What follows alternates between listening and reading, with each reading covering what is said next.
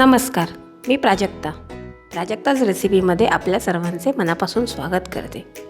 आज आपण करतोय मँगो शिरा. चला तर मग त्यासाठी लागणारं साहित्य बघूया. त्यासाठी लागणारं साहित्य: 1 वाटी जाडा रवा. मी इथे जाडा रवा वापरलेला आहे. 1 वाटी आंब्याचा रस, 2 वाटी दूध.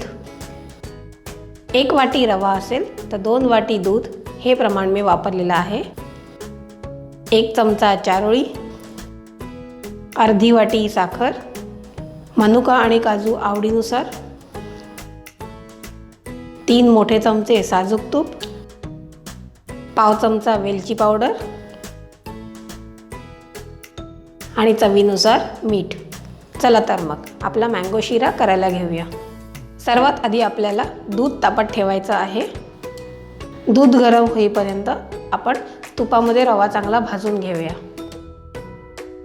आपलं तूप चांगलं गरम झालेलं आहे तर त्यात आपण रवा घालूया आणि तो चांगला गोल्डन ब्राऊन होईपर्यंत तुपामध्ये परतून घेऊया. 2 मिनिटांनंतर ह्यामध्ये आपण मनुके आणि काजूही ॲड करूया, म्हणजे तेही तुपाबरोबर रव्यामध्ये चांगले भाजले जातील. तुम्ही बघू शकता आपला रवा आता चांगला तुपामध्ये भाजला गेलेला आहे आणि त्याचबरोबर काजू आणि मनुकेही सुद्धा चांगले भाजले गेलेले आहेत. आता त्यात आपण आंब्याचा रस घालूया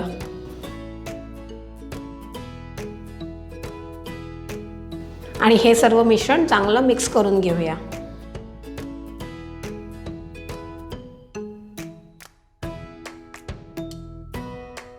तुम्ही बघू शकता आंब्याचा रंग आता छान रव्यामध्ये उतरलेला आहे. आता त्यात आपण चारोळी घालून पुन्हा एकदा मिश्रण चांगलं मिक्स करून घेऊया.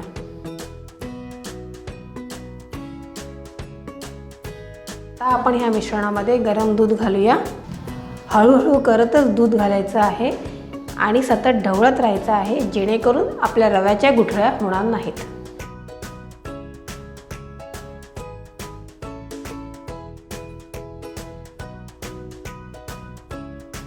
हे सर्व करत असताना गॅस मी बारीक ठेवलेला आहे, म्हणजे रवा खाली लागणार नाही.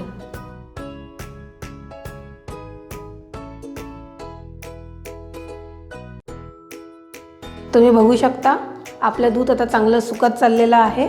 आता त्यात आपण चिमूटभर मीठ घालूया.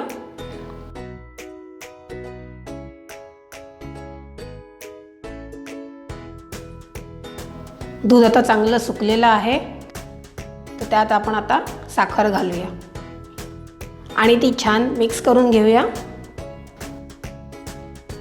साखर घातल्यामुळे हा शिरा थोडासा मऊ होतो, तर तो आपल्याला चांगला ढवळून घ्यायचा आहे.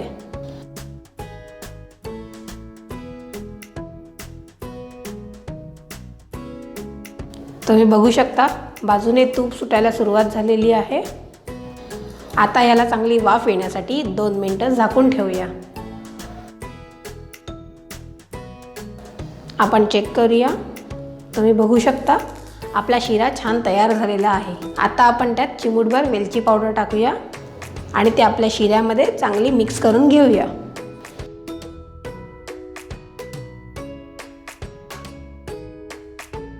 अशा प्रकारे आपला मँगो शिरा तयार झालेला आहे. तो सर्विंग बाउलमध्ये काढून घेऊया. आता गार्निशिंगसाठी मी शिऱ्यावर काजू आणि पिस्त्याचा कीस घालते आणि सोबतच मँगोचे पीसेस. त्यामुळे शिरा खूप अप्रतिम लागतो. तुम्ही सुद्धा नक्की करून बघा आणि मला कमेंट करून कळवायला विसरू नका. तसेच प्राजक्ताच रेसिपी या चॅनलला लाईक, शेअर आणि सबस्क्राईब करायला विसरू नका. सोबतच बेल आयकॉनवर क्लिक करा, म्हणजे माझ्याच नवनवीन येणाऱ्या व्हिडिओजचे अपडेट्स तुमच्या मोबाईलवर नक्की येतील. धन्यवाद.